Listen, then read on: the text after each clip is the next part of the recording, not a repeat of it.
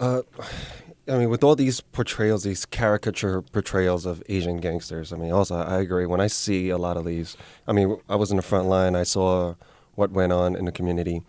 And when I see what's actually portrayed in movies, it could not be any further from the truth of what Asian American gangsters are like from the point of being doing what typical gangster stuff do, but the softer side, the family side, the brotherhood, the secrecy, right? All the things that they do for each other and for their group. I mean, there's a whole nother element that I feel that's never been told or seen on the big picture.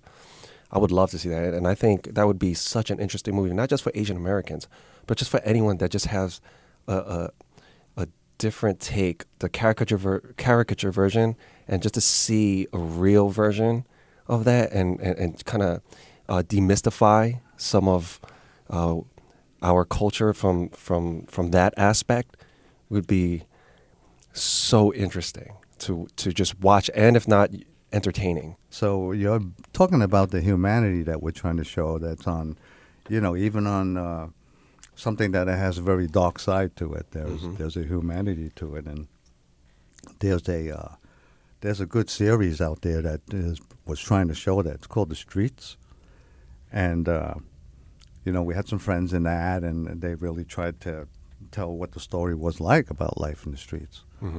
So there are groundbreaking stuff out there that we think that is sensitive to what we're trying to say as well. In our campaign right now to tell a Detective Jack Hughes story.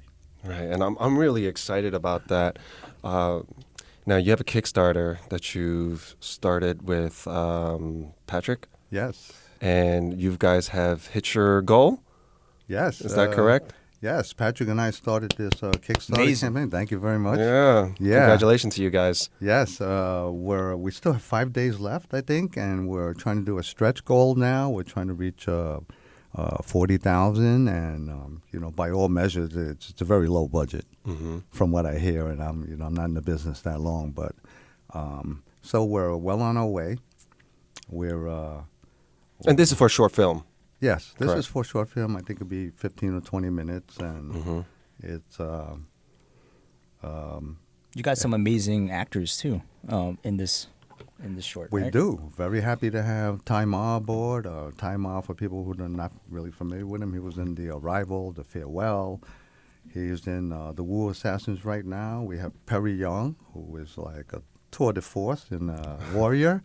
Man, I'm excited. That's a great show. I love Warrior. Yeah. The whole premise of it, the whole premise, from how it became into an actual TV show, because it's based off Bruce Lee's original treatment for his Western type show. Yes, the Bruce Lee connection. Yeah. Yes, I really like the show. I've seen the first season already. They've gotten a second season already in the can, so I'm excited about seeing what else they have.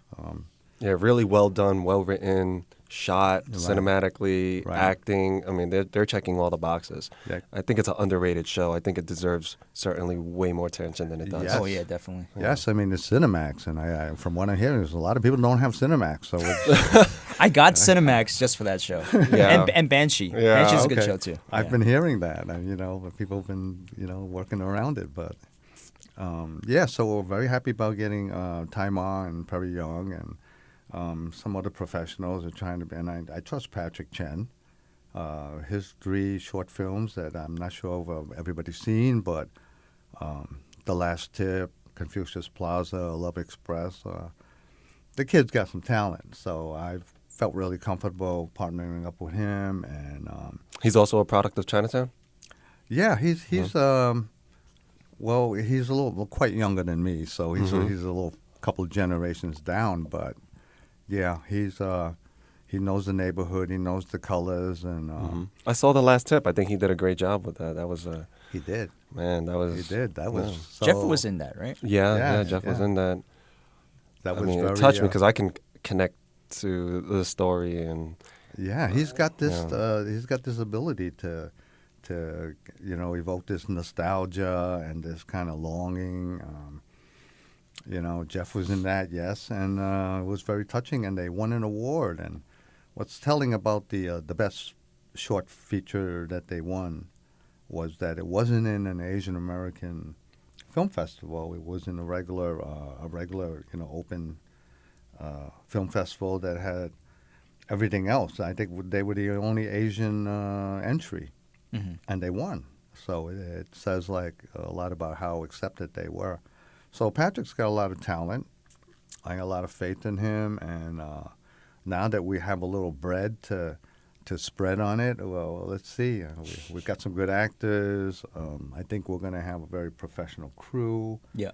And I think he's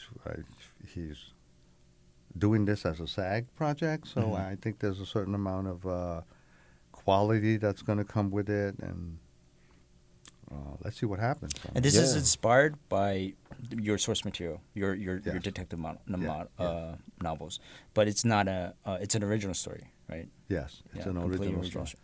Yes.